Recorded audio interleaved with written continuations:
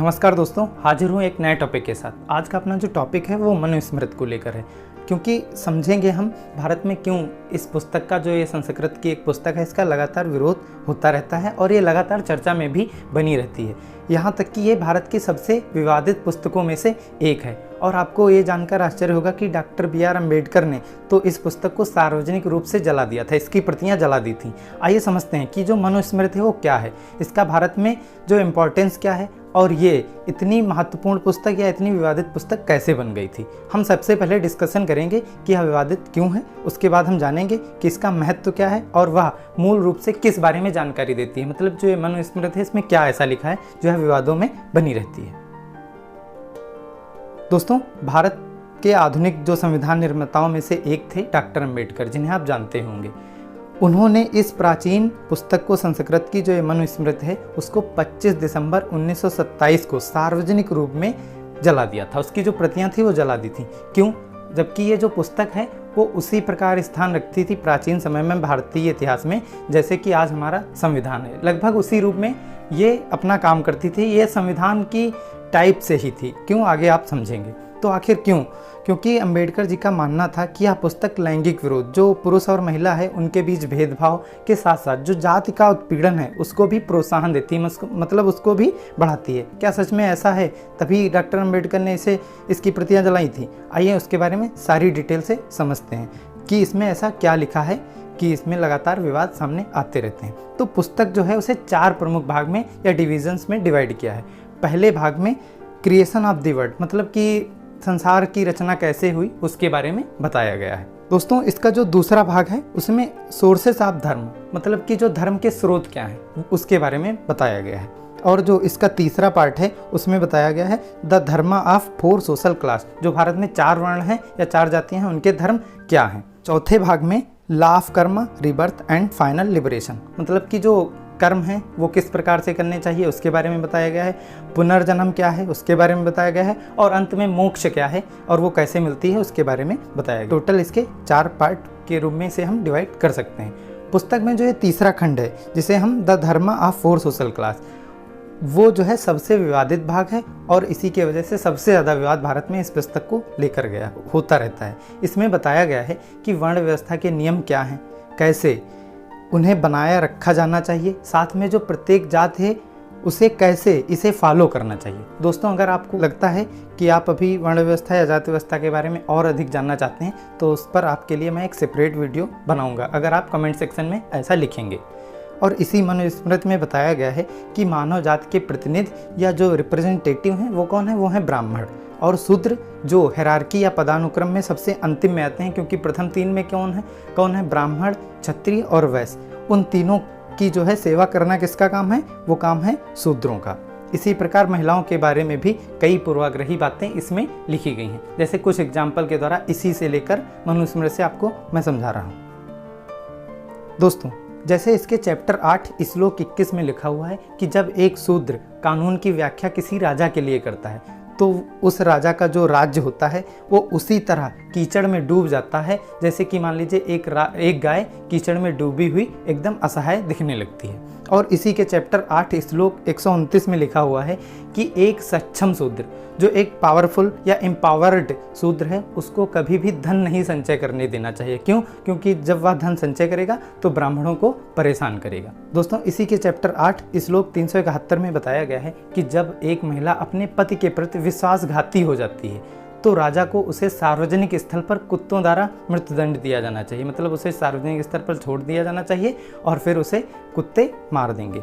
Chapter 5 श्लोक 148 में लिखा हुआ है कि जैसे एक बच्चा शुरुआत में अपने पिता के अधीन रहता है, उसी प्रकार जो एक महिला होती है जवान, वो अपने जवानी के समय में अपने पति के अधीन रहती है तथा अपने पति की मृत्यु के पश्चात वह अपने पुत्रों के अधीन रहती है। मतलब कि स्त्री को कभी स्वतंत्र रूप से जीने की चाहत नहीं रखनी चाहिए। ऐसा इसके चैप्टर 5 श्लोक 148 में बताया गया है। और इसी के चैप्टर 2 श्लोक 13 में लिखा हुआ है कि जो महिला हैं उनकी प्रवृत्ति ही है पुरुषों को भ्रष्ट बनाना, लेकिन जो समझदार पुरुष होते हैं वो आकर्षक महिलाओं या युवतियों की उपस्थिति में उनसे सतर्क रहते हैं, उनसे अपना बचाव करते हैं। इसी प्रकार दोस्तों, इसमें बहुत सारी बातें लिखी हुई हैं, दी हुई हैं, जिनको लेकर भारत में लगातार विरोध या विवाद बना रहता है। दोस्तों आइए अब जानते हैं कि मनुस्मृति एटलीस्ट है क्या, ये क्या है, तो और यह किस बारे में जानकारी देती है। तो मनुस्मृति, इसे मानव धर्म शास्त्र के रूप में भी जाना जाता है कि मानव का धर्म क्या है, वो कैसे जीवन में आगे बढ़ेगा और कार्य करेगा। यह हिंदू धर्म से संबंधित एक संस्कृत की पुस्तक है। इसमें कुल 12 चैप्टर हैं, जिनके अंदर लगभग 3000 के करीब श्लोक दिए हुए हैं। इसकी रचना जो है वो 200 से 300 साल ईसा पूर्व हुई है। दोस्तों इसमें मन को मानव जाति का एक पूर्वज बताया गया है। कुछ विद्वान मानते हैं कि इसे सिर्फ एक व्यक्ति द्वारा लिखा गया है, तो कुछ विद्वानों का मानना है कि इसे कई ब्राह्मण विद्वानों द्वारा मिलकर समय समय पर संकलित किया गया है। फिलहाल इस पर एक मत नहीं है कि पुस्तक को किसी एक व्यक्ति द्वारा लिखा गया है अथवा किसी ब्राह्मण के एक ग्रुप द्वारा समय समय पर संकलित किया गया है। और इस पुस्तक में विभिन्न विषयों को कवर किया गया है, जैसे प्रकृति का निर्माण कैसे हुआ इसके बारे में बताया गया है, 4 वर्ण क्या हैं उनके बारे में बताया गया है, उनका व्यवसाय या उनका धर्म क्या है उसके बारे में बताया गया है, ब्राह्मणों की जो महानता है उसके बारे में इसमें बताया गया है। साथ साथ में जो विवाह संबंधित बहुत सारे नियम हैं उसके बारे में टीका टिप्पणी की गई है कि विवाह कैसे करना चाहिए, किसे किससे करना चाहिए। नरक संबंधित बातें बताई गई हैं, महिलाओं के कर्तव्य क्या हैं उनको लेकर बातें बताई गई हैं, राजा के कर्तव्य क्या हैं आदि बातें इसमें लिखी हुई हैं। इसमें अधिकार, अपराध और उससे रिलेटेड बयान और न्याय के बारे में भी बात की गई है। कुल मिलाकर यह एक प्राचीन भारत में संविधान की ही तरह थी। दोस्तों आइए जानते हैं इसका महत्व क्या है, ये इतनी प्रसिद्धि तक कैसे पहुंची, क्यों इसकी चर्चाएं हुआ करती हैं और क्यों यह इतना विरोध भी इसके प्रति देखने को मिलता है। दोस्तों जब अंग्रेज भारत आए तो उन्हें लगा जैसे मुस्लिमों के पास उनका जो एक संविधान के रूप में है या उनके कानून के रूप में है उनकी कौन सी किताब है वो है शरिया, वैसे ही हिंदुओं के पास क्या है, तो उन्होंने देखा कि हिंदुओं के पास है मनुस्मृति। तो उन्होंने क्या किया कि हिंदुओं के जैसे मुस्लिमों के लिए उन्होंने जो बहुत सारे मुकदमे थे उनको उन्होंने शुरुआत में शरिया के अनुसार सुनना प्रारंभ किया। तो हिंदुओं के जो मुकदमे थे उनकी सुनवाई भी इन्होंने मनुस्मृति के आधार पर करना चालू कर दी।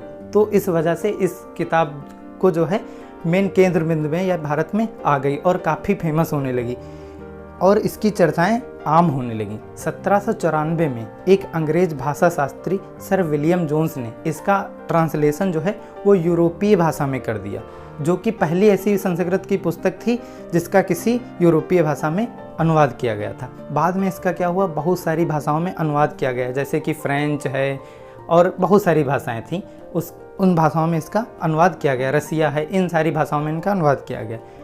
इस वजह से भी यह चर्चाओं में आई और काफ़ी जो है भारत में एक उभर कर सामने आई।